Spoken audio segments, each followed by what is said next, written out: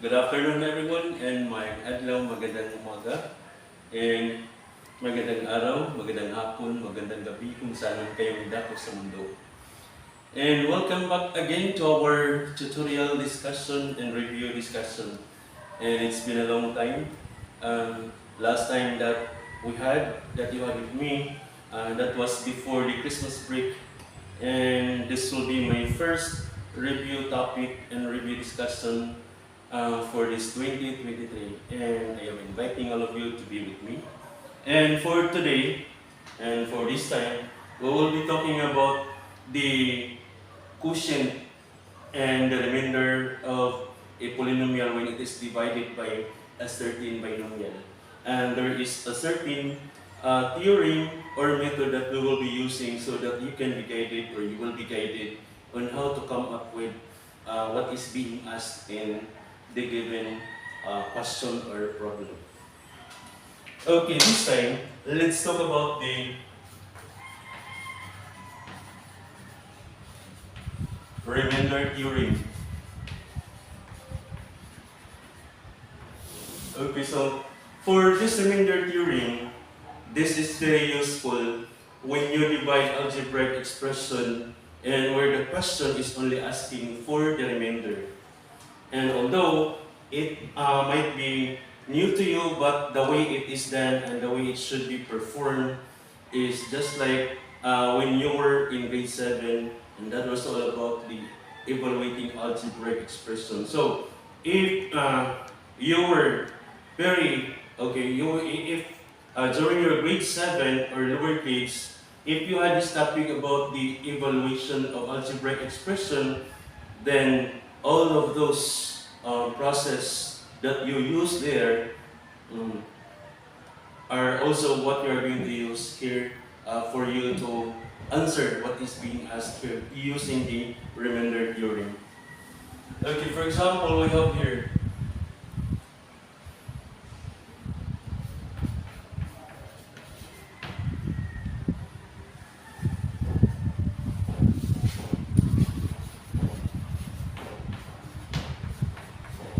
what is the remainder?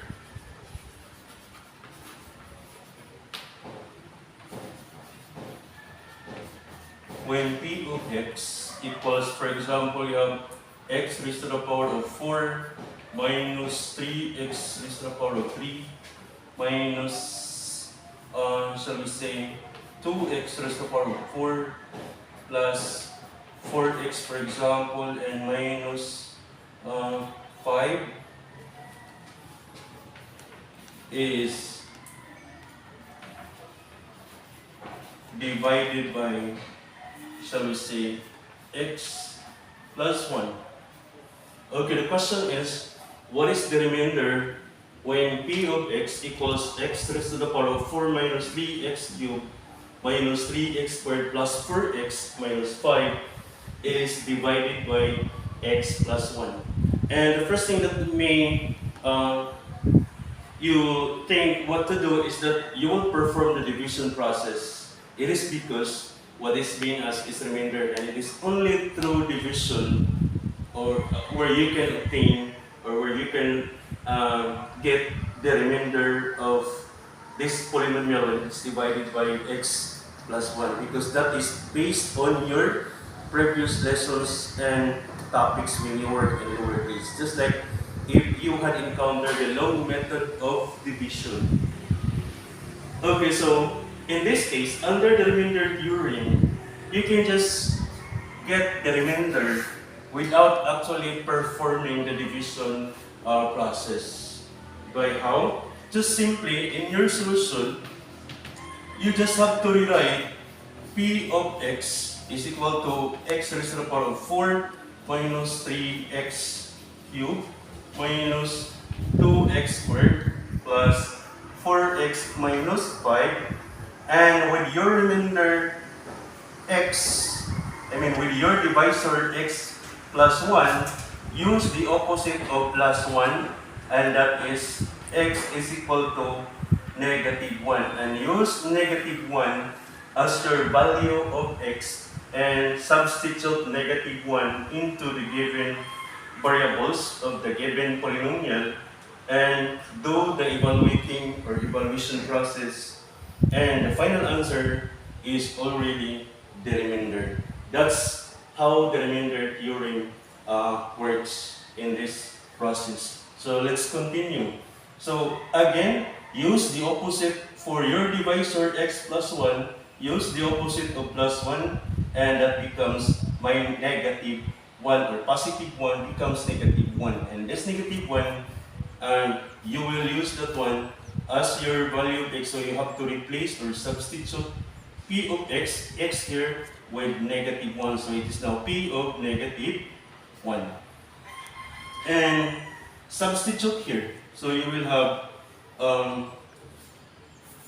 negative 1 raised to the power of 4, and then you have minus 3 times negative, the quantity of negative 1 raised to the power of 3, and then minus 2 times negative 1 raised to the power of 2, and then you have plus 4 times negative 1 minus 5. So after substituting the negative 1 for the value of x, simplify the exponential expression first. So you have negative 1 raised to the power of 4. If the exponent is even, automatically the negative becomes positive. So 1 raised to the power of 4, that becomes 1.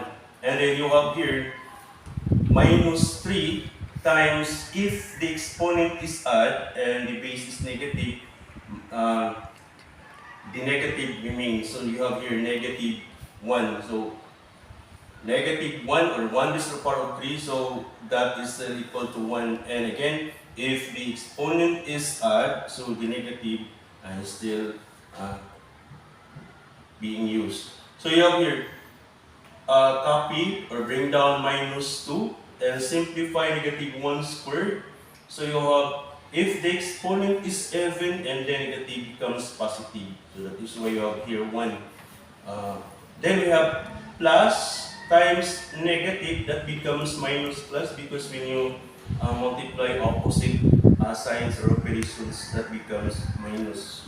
So 4 times 1, that is 4, and minus 5. Then just follow, just like you are simplifying numerical expressions as part of the lessons in integer. So you have your 1, bring down 1, and then multiply minus and negative becomes plus to the same signs or operations. You have 3 times 1 is 3, and then you have negative or minus times positive. So you have here minus, and then 2 times 1 is 2.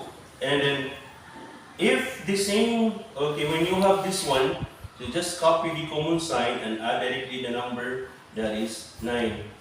Then after that, you combine 1 plus 3, that is 4. And copy the common sign, that is minus, and add directly the number, that is 11. And you perform plus, that is 4 minus 11, that is negative 7. So therefore, this is now the conclusion that when p of x equals x raised to the power of 4 minus 3x cubed minus 2x squared plus 4x minus 5, when it is divided by x plus 1, the remainder is negative 7. So that is p of negative 1 is equal to 7. So automatic, when you perform the division, the remainder is actually equal to 7.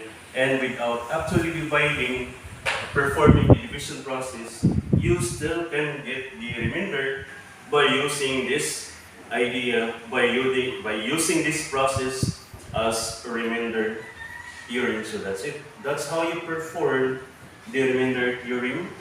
And as you can see, it is just like you are evaluating algebraic expressions. So therefore, if you have mastered this already when you are in lower grades, in grade 7, then it will be very easy for you to understand and to perform how to get the remainder when the polynomial is divided by a certain binomial under this theorem, which is the remainder theorem. So if you think that there is part here which is confusing to you, just if this review lesson or review discussion will be uploaded, so just rewatch and rewatch the process until you get the idea easily. So that's it, and I hope this lesson, this review discussion will be very helpful for you. Thank you so much, and we will continue with my next lesson after a short break.